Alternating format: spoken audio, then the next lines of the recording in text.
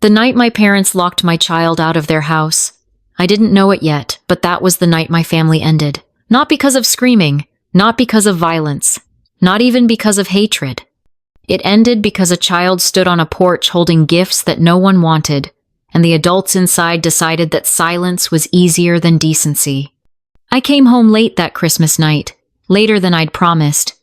Traffic was slow, stores were closing early, and my phone kept lighting up with cheerful messages from coworkers and distant relatives. Merry Christmas. Hope you're warm. Enjoy the chaos. I expected the house to be dark when I opened the door. My daughter was supposed to be at my parents' place, big dinner, cousins running through the hallways, the kind of holiday noise that makes kids feel like they belong to something bigger than themselves. She'd been talking about it for weeks like it was a personal milestone. Instead, the first thing that hit me wasn't sound. It was the smell. Something burnt, not smoke, not fire. The smell of food that someone tried too hard to make right and failed alone. I froze. With one foot still outside the door. That smell didn't belong to an empty house. I stepped inside slowly, my coat still half on, and that's when I saw the shoes. Small sneakers by the door. Her sneakers. Her coat was folded over the back of the chair. Careful. Too careful. The way kids do when they're trying not to cause trouble even in their own home. My stomach dropped so hard I felt dizzy. "Emma?" I called out. "Hi," she answered immediately. Too immediately. Her voice came from the kitchen. Flat, controlled, like she'd practiced it in advance. I walked in and saw her sitting at the table in the same red dress she'd worn earlier that afternoon. The one she'd picked herself. The one she said made her feel fancy, but not like a grown-up. Her shoulders were pulled in tight. Her hands rested close together on the table. Her whole body looked like it was trying to take up as little space as possible. She wasn't crying. That scared me more than tears ever could. You're supposed to be at Grandma and Grandpa's," I said carefully, already knowing something was very wrong. "I know," she said. 2 words. Soft. Rehearsed. I looked around, then really looked. A pan sat on the stove with something blackened and unrecognizable stuck to the bottom. A plate on the table held crumbs and a half-burned roll. A chair had been pulled out and angled slightly, like she'd been moving around quietly, trying not to make noise. "You came home by yourself?" I asked. She nodded. The air left my lungs. "Why?" I asked. "What happened?" She blinked slowly, choosing her words like she was afraid the wrong ones might make things worse. "They said there wasn't enough room." The sentence didn't register at first. My brain rejected it. "Enough room for what?" I asked. She looked at me like the answer was obvious. "For me." I stared at her. My parents' house had always been large. A big dining table, extra chairs stacked in the garage, a guest room no one used. There had always been room, especially for a child. "They said that at the door?" I asked. She nodded again. "And the gifts?" I gestured toward the hallway, already dreading the answer. "They didn't want them." Something cold spread through my chest. "They told you to bring them back?" I asked. She nodded once more. I took a breath. Then another. I kept my voice calm on purpose. "Why didn't you call me?" Her eyes dropped to the table. "My phone died," she whispered. I waited. "I asked Grandma if I could use their phone," she added. She said no. She said it would just make it harder. "Harder for who?" I asked. She shrugged. "Everyone." The word everyone felt like a knife. "And Grandpa?" I asked. She hesitated, then said, "He said I could walk home. Because it's not far." I pictured it instantly. An 11-year-old walking alone at night, carrying gift bags that cut into small hands, passing houses glowing with laughter while hers stayed dark. "How long did it take?" I asked. "Maybe 20 minutes," she said. "I got a little lost at first. We always drive." Something sharp lodged under my ribs and stayed there. I glanced back at the stove. "Did you try to cook?" Her cheeks flushed. I was hungry, and I wanted it to feel like Christmas. That sentence broke something in me. "I watched a video," she added quickly. "I thought I could do it. It just burned. I'm sorry." "Sorry." She was apologizing for surviving. I opened the window to let the cold air in. Then I pulled out a chair and sat beside her. "Start from the beginning," I said softly. She took a breath that shook. "You dropped me off," she said. "I went right up like you said." Grandma opened the door and looked surprised. Like she forgot I was coming. My jaw tightened. Then my aunt said, "Oh, oh." And Grandma said it was a full house. Not enough chairs. "What about your cousins?" I asked. "They were inside," she whispered. "They could see me." Her voice cracked. One of them laughed and said my dress looked like a curtain. She added, "Nobody said anything." I closed my eyes. "I tried to give Grandma her gift," she continued. "The one I made." My eyes snapped open. "The ornament?" I asked. She nodded, tears finally spilling over. "I put her name on it." She didn't take it. She said, "Not now." She turned her face away quickly, embarrassed by her own crying. I wrapped my arm around her and pulled her close. She leaned into me instantly, like she'd been holding herself together on willpower alone. "I'm sorry," she whispered. "No," I said firmly. "You don't apologize for this. I ruined Christmas," she said. "You didn't ruin anything," I replied. "They did." She stared at the table. "I tried, and that was it. That was the whole heartbreak. She tried. She tried to be polite, tried to be good, tried to make something special for herself in an empty house because the people who were supposed to love her decided she didn't deserve a chair. I didn't scream. I didn't drive over there. I didn't start a war. Not that night. Because anger doesn't always roar. Sometimes it goes quiet. And when it does, it starts planning. I wish I could tell you that what happened that night was shocking because it was new, that my parents had suddenly changed, that something snapped, that they woke up one morning and forgot how to love a child. That would be easier to understand. But the truth is worse. This wasn't a betrayal out of nowhere. It was a pattern finally exposed to daylight. Growing up, my family had always believed in unspoken rules. You learned them by paying attention, not by being told. Who mattered? Who didn't? Who got patience? Who was expected to manage without it? My older sister, Lauren, learned early that the rules worked in her favor. She was louder, more confident, more like my parents. She fit into rooms easily, like she belonged everywhere by default. She didn't need reassurance. She didn't ask many questions. She didn't linger on feelings. She was what my parents called easy. I was the other one. The child who arrived second, like an unexpected bill. The one my mother described as a lot of work.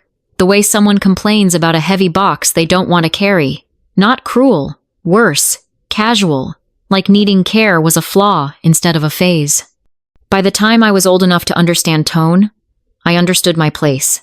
Then I got pregnant at 22, unplanned, unimpressive, unforgivable in their eyes. Emma's father stayed just long enough to promise he wouldn't disappear, and then disappeared anyway. I didn't go to my parents asking for money. I didn't have the energy to beg. I was too busy trying not to fall apart. But they treated me like I'd already sent them an invoice.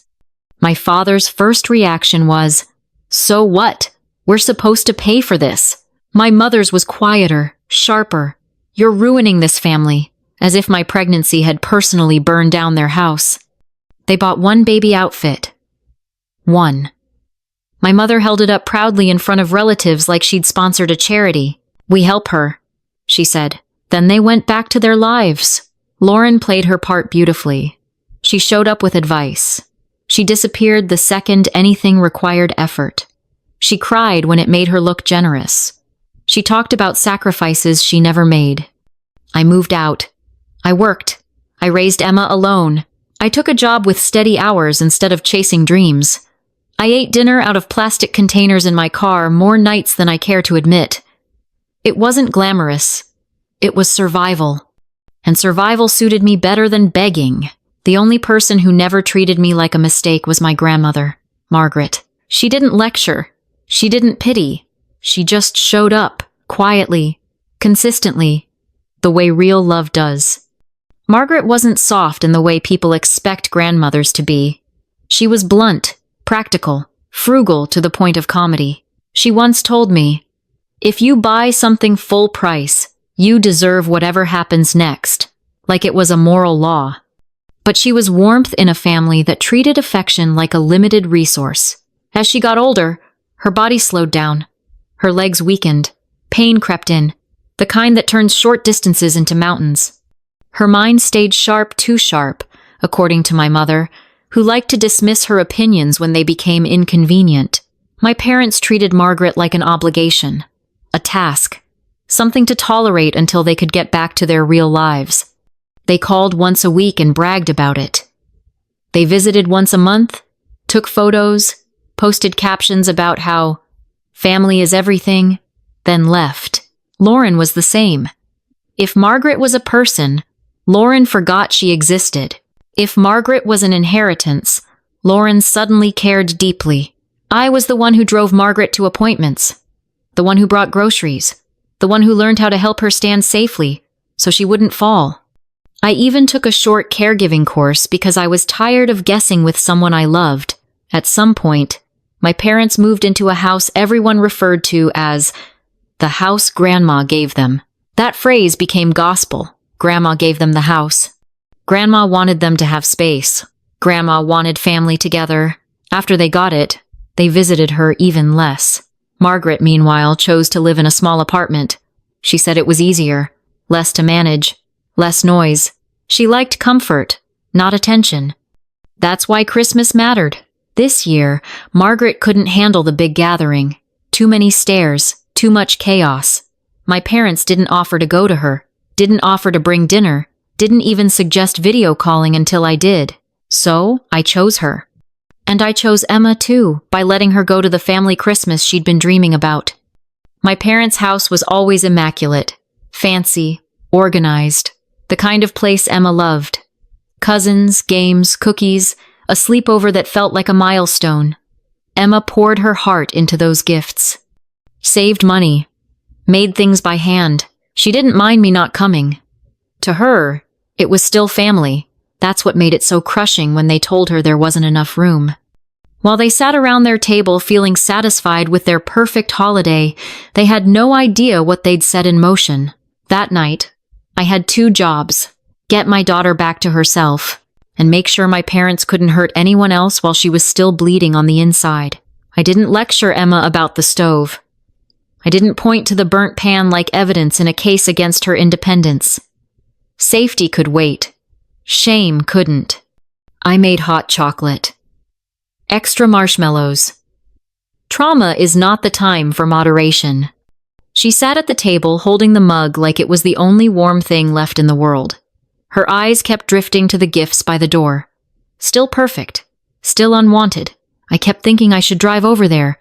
Demand answers. Make them say it to my face. Then my phone buzzed. Margaret. I answered immediately and put it on speaker. Emma's face lifted just hearing the ringtone. Put me where I can see you, Margaret said. No greeting. No small talk. I switched to video. Emma leaned toward the screen like it was a window. Merry Christmas, great-grandma, she said, trying so hard to sound normal it nearly broke me. Margaret smiled softly. Then she noticed the tears Emma was trying to hide. What happened? She asked. Emma glanced at me, panic flickering across her face. Don't get anyone in trouble. They wouldn't let me in, she whispered. Margaret went still. Who? She asked. Grandma and Grandpa, Emma said. They said there wasn't space. Margaret blinked once. Slow. And you walked home? She asked. Emma nodded. Margaret didn't raise her voice. Sweetheart, she said. You did nothing wrong. Emma made a small sound, like relief finally finding air. Margaret's eyes shifted to me through the screen. I gave them that house so they'd have space for family, she said. Space for family. Her expression hardened. And they used that space to turn a child away? She paused. I won't allow it, she said quietly. I didn't know then what she meant, but something in her voice told me this wasn't anger. It was correction. And it had already begun. Margaret hung up a minute later, after telling Emma to finish her cocoa and reminding me like she always did to lock my doors. It was the kind of thing she said automatically, as if the world was always one bad decision away from getting dangerous. At the time, I thought it was just her being cautious. I didn't know yet how literal that warning would become. Emma fell asleep on the couch not long after. Not a peaceful sleep, the kind that comes from exhaustion rather than comfort. Her lashes were still damp, her body slack like she'd been holding herself upright all evening and finally let go.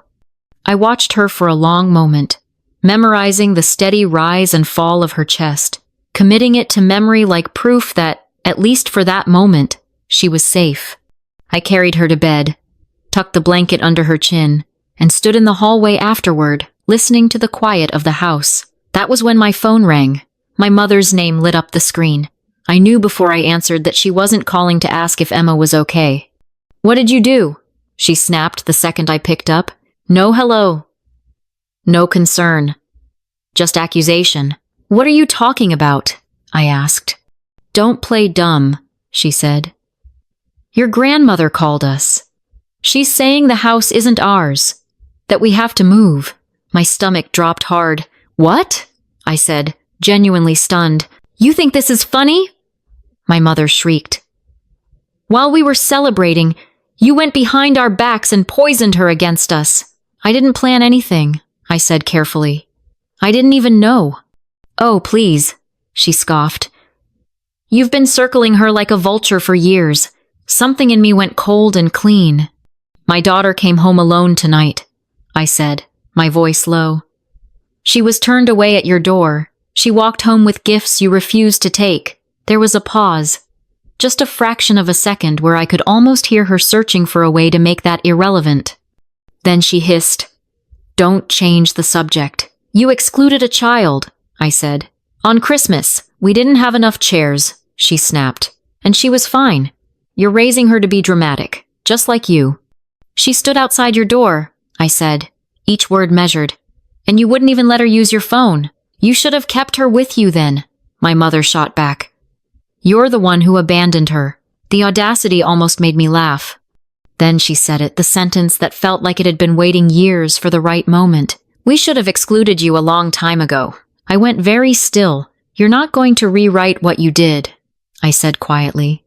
She laughed, sharp and ugly. "You think you've won? You think your grandmother is stable? We'll handle her."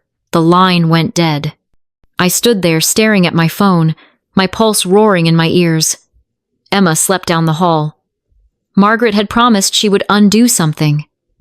My mother sounded terrified. I didn't understand how yet, but something had started moving. The next morning, I called Margaret. No answer. I tried again. Still nothing. Normally, that wouldn't have panicked me immediately. Margaret wasn't great with phones. She'd leave it in drawers, forget where she put it. But something about the silence didn't sit right. Emma shuffled into the kitchen, rubbing her eyes. "Did Great-Grandma call?" she asked softly. "No," I said, forcing a smile. "Not yet." Her mouth tightened. "Is she mad at me?" My heart clenched. "No, sweetheart. None of this is your fault." She nodded, not quite convinced. "We're going to see her," I said. "We'll bring her that cocoa mix she likes." That helped a little. We drove over mid-morning. The streets were quiet, the world still sluggish from Christmas. I knocked, waited, knocked again. No answer. I tried calling from the porch. "Nothing. Maybe she's sleeping," Emma offered. "Maybe," I said, already pulling out my keys. Margaret had given me a spare for emergencies. Her definition of emergency included, if I don't answer and you get worried. I unlocked the door. The apartment was too quiet. Not peaceful quiet. Empty quiet. I called her name as I walked through the living room. No response. Then I saw what was missing. Her wheelchair wasn't by the wall. The blanket she always used was gone. Her overnight bag gone. My breath caught. "Mom?" Emma whispered behind me. "Where is she?" "I don't know," I said, and my voice sounded like it belonged to someone else. I went straight to the neighbor across the hall. She opened the door in her robe, her face already set in that expression people get when they're about to say something you won't like. "Oh, honey," she said. "Your mother was here." My stomach dropped. "When?" I asked. Early! Morning early. They had a car out front. I saw them helping her into it. Did Margaret want to go? I asked, hating how calm my voice sounded. The neighbor hesitated. She didn't look happy. Back inside, Emma stood gripping the cocoa mix like it was a weapon. They took her, didn't they? She asked. I don't know, I said quickly. But she's alive. She's okay.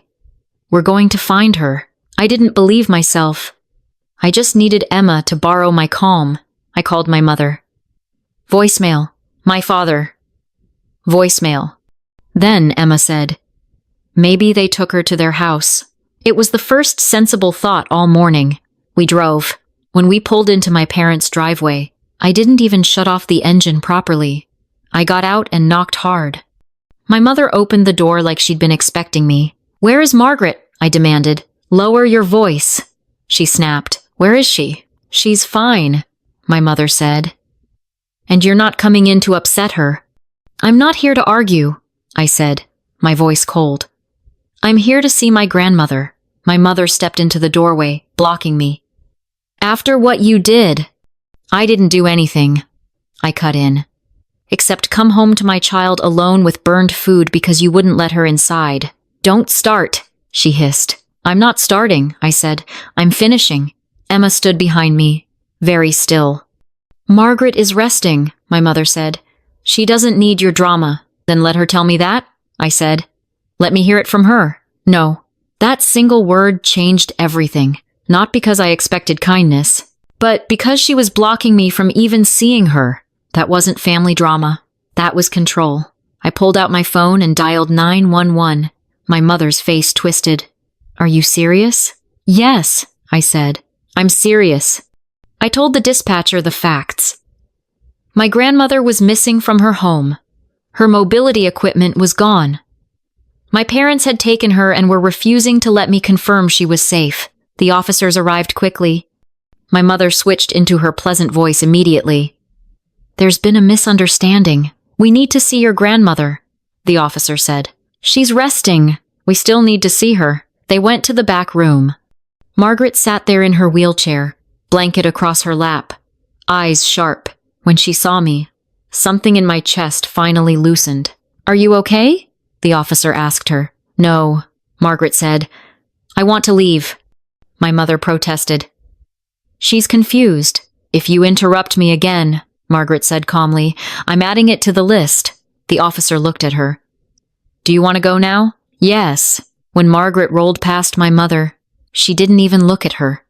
That silence was louder than screaming. As we left, Margaret looked at me and said, Call my lawyer. And that was when I knew. Whatever she had started last night, she was about to finish it. I drove. Not fast. Not reckless. Just steady, like if I kept my hands firm on the wheel and my eyes on the road, the world wouldn't tilt any further than it already had. Margaret sat in the back seat, her posture straight despite the blanket over her legs. Emma sat beside her, holding her hand without being asked. Fingers wrapped tight like she was afraid if she let go for even a second, someone would take her away again. No one spoke at first. The silence wasn't awkward. It was focused. Finally, Margaret broke it. They think I don't notice things, she said calmly, looking out the window. People always do that when you get old. They confuse kindness with weakness. I kept my eyes forward. I'm sorry, I said. I didn't know they would. Margaret waved it off. I knew exactly who they were. I just didn't think they'd show it to a child. That sentence landed heavier than anything else she could have said. Her lawyer's office wasn't dramatic. No marble floors, no polished speeches, just shelves of neatly labeled files and the quiet hum of competence. The kind of place where problems didn't get emotional, they got resolved. He greeted Margaret with respect, not pity. I understand you want to make some changes, he said. Yes, Margaret replied. Immediately, he turned to me. Your parents have been calling the house a gift. He slid a folder across the desk. The house is not in their names, he explained. It belongs to Margaret's living trust. Your parents were listed as beneficiaries. That means they were set to receive it after her death. Not before. My stomach dropped. So, They've been acting like it already belonged to them, I said. They've been acting like a lot of things, Margaret muttered. The lawyer continued, methodical and calm. As long as Margaret is alive and competent, and she clearly is, she can change the beneficiaries. She can also adjust how her other assets are distributed. Margaret tapped the arm of her wheelchair once. Good. Emma squeezed her hand. I don't reward people for shrinking children, Margaret said, or for treating love like a transaction. The lawyer asked a few standard questions. Did she understand what she was signing? Was anyone pressuring her? Margaret looked offended. If I were being pressured, this conversation would be much louder. Papers were printed, pages were initialed, names were removed and replaced. Mine, Emma's future was protected alongside it. Margaret didn't hesitate. This wasn't anger. This was correction. The kind that happens when someone finally decides they're done explaining the obvious. When it was over, Margaret leaned back and said, Now I want them kept away from me. The lawyer nodded. We'll start that process today. The fallout didn't take long. Calls, messages, apologies wrapped in accusations, explanations that arrived far too late to matter. I didn't answer. Margaret moved in with us a few weeks later. Not because she needed rescuing, but because she wanted her space to mean something. We installed a ramp, widened doorways, made a bedroom on the main floor. Funny how not enough space turns into plenty when you stop using it to punish people. My parents had to leave the house they'd called theirs. There were no screaming matches, no dramatic confrontations, just paperwork doing what it does best, telling the truth quietly. Lauren tried to call once, then twice, then stopped.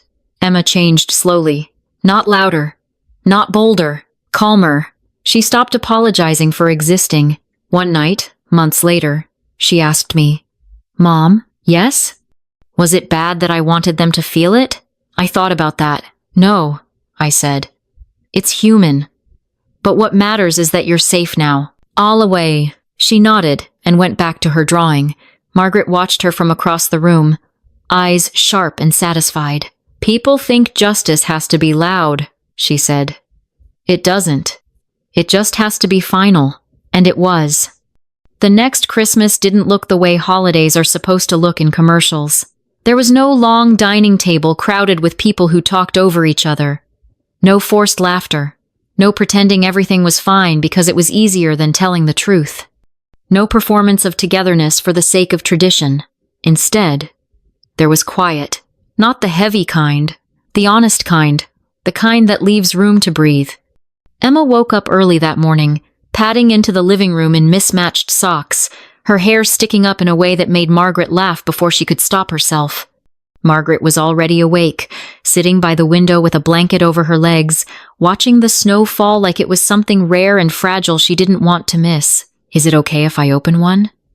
Emma asked, holding a gift in both hands but not tearing into it the way she used to. Yes, I said.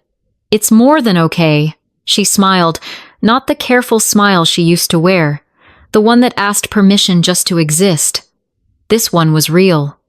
Later, when the cocoa was warm and the house smelled like cinnamon instead of something burnt, Emma sat on the floor surrounded by wrapping paper and said, very casually, I like this Christmas better. Margaret raised an eyebrow. Why's that? Emma thought for a moment. No one's pretending. That was it.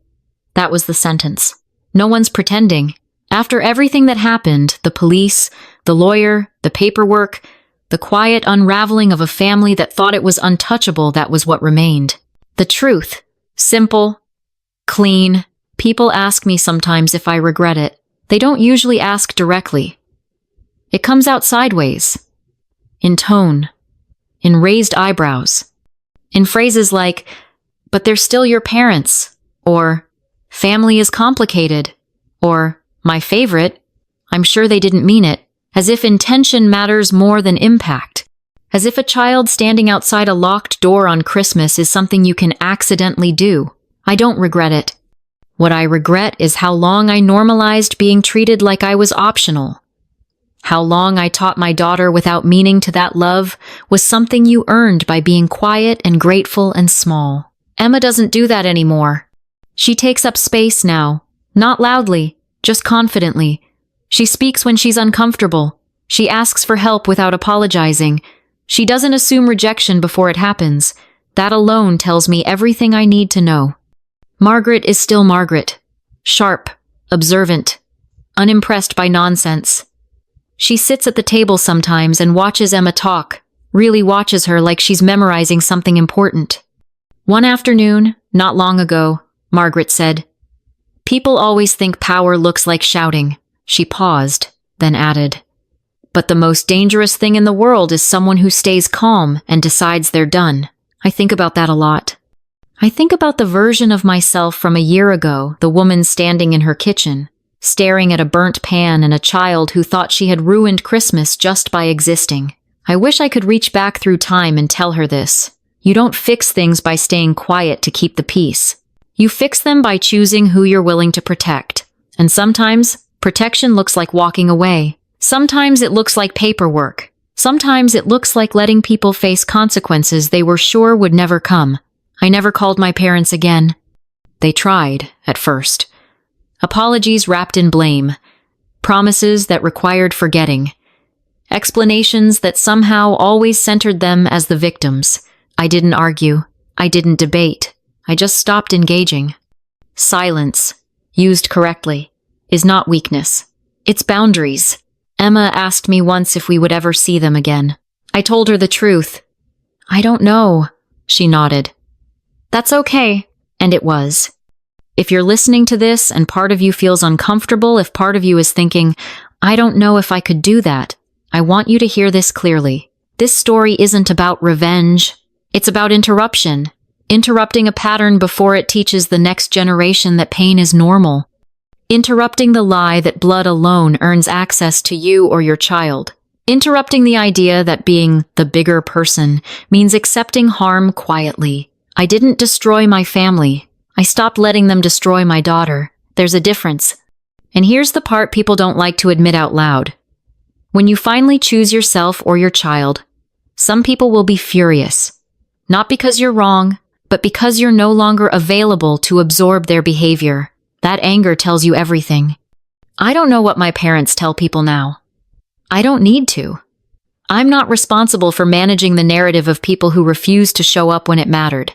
What I am responsible for is the girl sitting on my living room floor right now, humming to herself, completely unaware that there was ever a time she thought she didn't deserve a chair at the table. That's the only ending that matters to me. So now I'll ask you something, and I want you to answer honestly, even if it's just to yourself. If this were your child standing outside in the cold, holding gifts no one wanted, would you have stayed quiet?